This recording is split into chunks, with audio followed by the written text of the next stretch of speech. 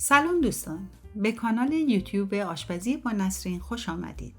در این ویدیو با طرز تهیه پانکیک دارچینی همراه شما هستم.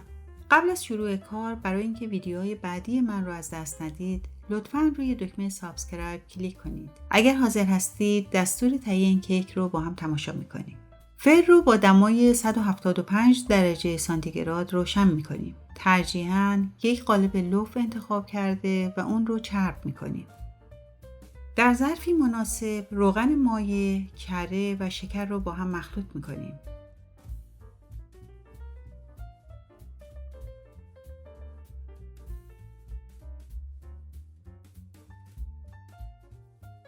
تخم مرغ‌ها و وانیل رو هم اضافه می‌کنیم و تا یک دست شدن مخلوط به هم زدن اون ادامه میدیم.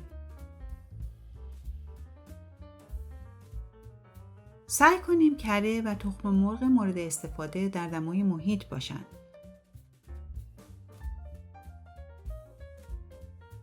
بعد مواد خشک شامل آرد، بیکینگ پودر و نمک رو هم از الک عبور میدیم و به مواد قبلی اضافه میکنیم.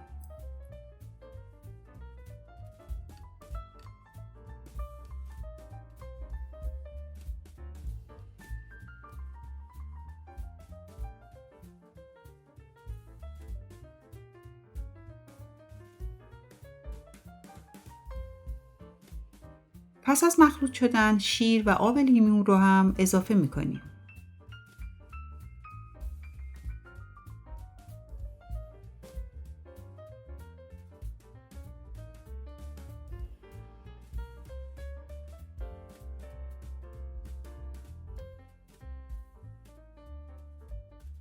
به اندازه نصف از خمیر کیک رو جدا میکنیم و با دارچین و شیره انگور یا خرما مخلوط میکنیم.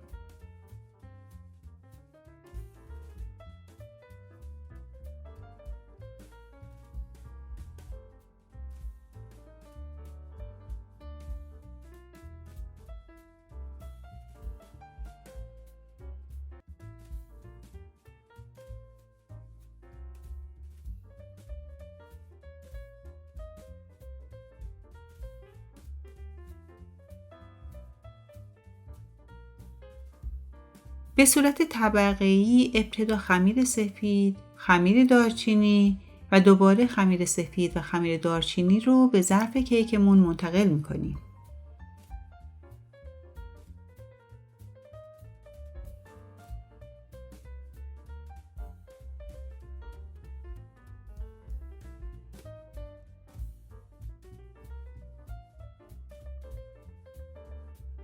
کیک در فر از قبل گرم شده با دمای 175 درجه سانتیگراد به مدت 45 تا 50 دقیقه حاضر خواهد شد.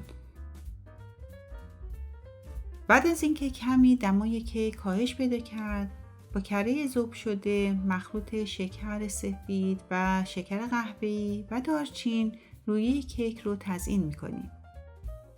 نوش جان! امیدوارم شما هم این کیک فوق‌العاده لذیذ رو تهیه کنید و از نتیجه کارتون راضی باشید.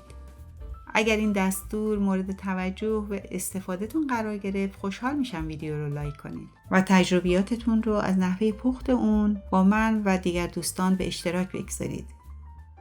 همچنین اگر هنوز عضو این کانال نشدید، لطفاً روی دکمه سابسکرایب و زنگ کنار اون کلیک کنید. ممنونم که این ویدیو رو تا پایان تماشا کردید.